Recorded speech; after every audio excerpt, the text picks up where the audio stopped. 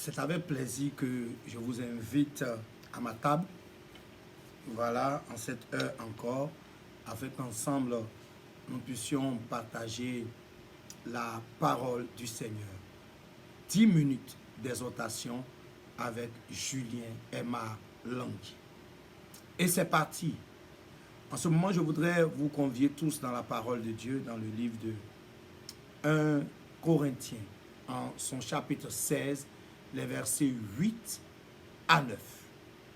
Et je lis la parole du Seigneur qui va nous permettre de parler d'éléments importants, 4 simplement aujourd'hui, qui nous permettent ou qui nous permettront de vivre une vie chrétienne victorieuse ou une année de victoire. Nous lisons maintenant. Je resterai néanmoins à Éphèse jusqu'à la Pentecôte, car une porte grande et d'un accès efficace m'est ouverte et les adversaires sont nombreux. Bien-aimés, à la lecture de ce passage, il y a 4 pensées qui montent sur la table de mon cœur que je voudrais partager avec toi. La première des choses, pour pouvoir vivre une année de victoire, ici, que je note, c'est la résolution. Il dit, je resterai. Donc, en premier point, nous marquons la résolution. Je resterai. Il n'a pas dit, les gens m'obligent à rester. Il n'a pas dit, je suis influencé pour rester. Il n'a pas dit, j'ai été séduit afin de rester. Mais il dit, je resterai. Volonté personnelle, résolution, détermination.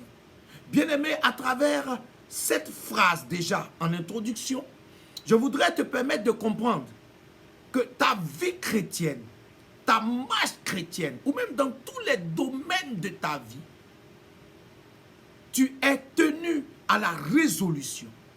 Tu es tenu à la décision. La Bible ne dit-elle pas qu'à tes résolutions répondra le succès? Nous sommes en Job 22, 28. Et sur tes sentiers brilleront la lumière.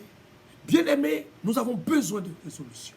Nous sommes dans un monde avec beaucoup de secousses, avec beaucoup de propositions, avec beaucoup de séductions, avec beaucoup d'informations, avec beaucoup de présentations, avec beaucoup de manipulations. Mais dans tout ce brouhaha, un élément est fondamental pour toute personne qui veut aller de l'avant.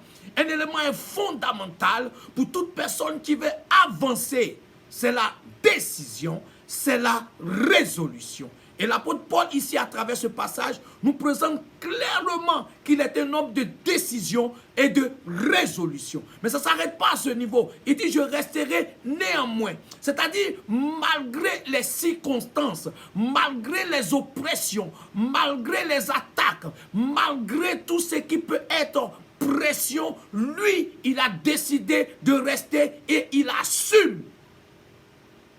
Comme pour dire que toute personne qui n'est pas prête pour assumer sa décision n'est pas prête pour être comptée parmi les vainqueurs. Quand tu prends une résolution, il faut l'assumer. Et il continue, il dit, je resterai où? Je resterai à Éphèse.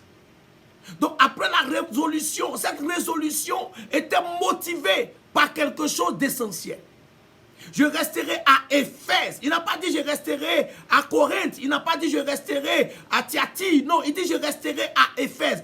Parce qu'il avait localisé quelque chose. Donc le premier point qui est la résolution, elle est faite sur la base d'une localisation. Sans direction divine, nous ne pouvons pas avancer. Nous avons besoin de localiser l'existence d'une bénédiction, l'existence d'une croissance, l'existence d'une évolution quelque part. Alors la résolution aura un sens.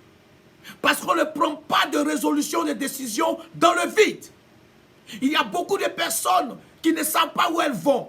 Elles sont donc désorientées. Il y a beaucoup de personnes qui suivent tout le monde. Nous sommes arrivés à un stade où tu as besoin de suivre tes convictions. Convictions, bien sûr, sur la base de la parole de Dieu. Tu as besoin de suivre tes décisions, tes convictions profondes. Car ce sont elles qui vont marquer la différence dans ta vie.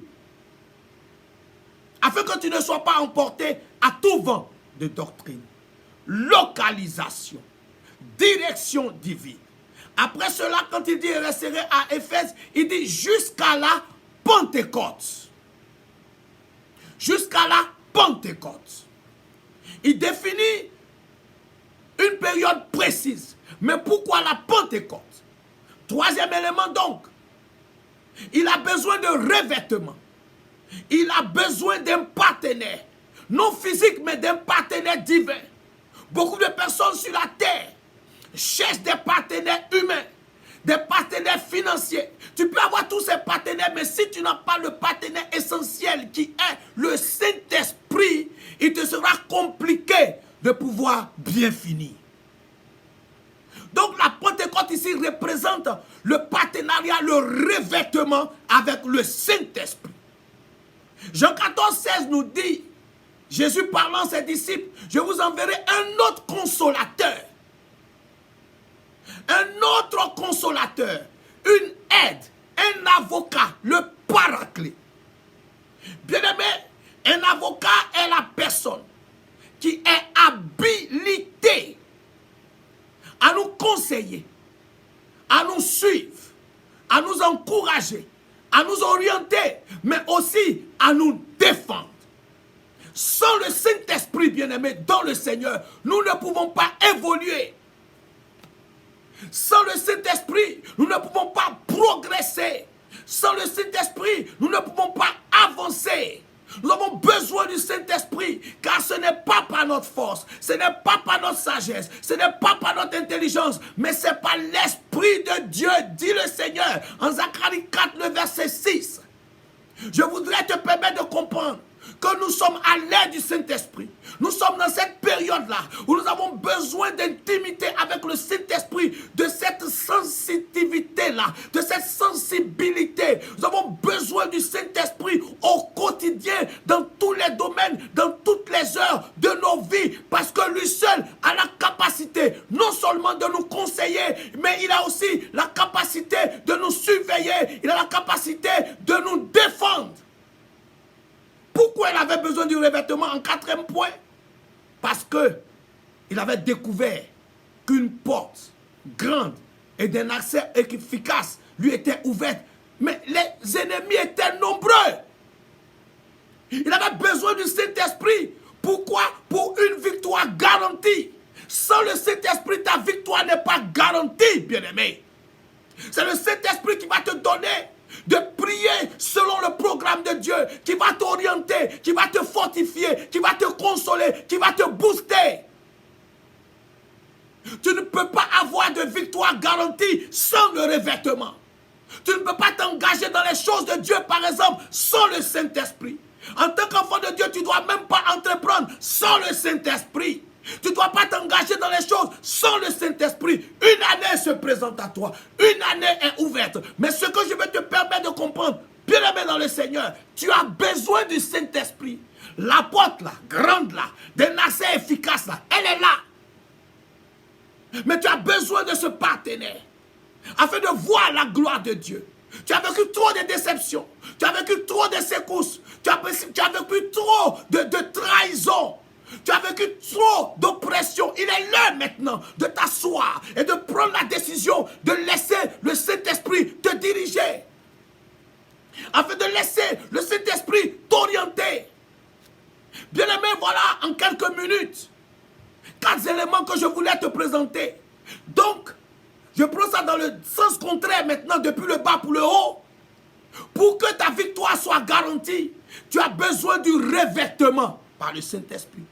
Et ce revêtement-là s'obtient dans l'attente parce que tu auras localisé. Et cette localisation-là va te pousser à la décision pour que tu voies la gloire de l'Éternel se manifester dans ta vie. Que le Seigneur, dans sa grâce, te bénisse. On se retrouve encore pour une autre partie concernant comment vivre une année de victoire. Paix sur toi.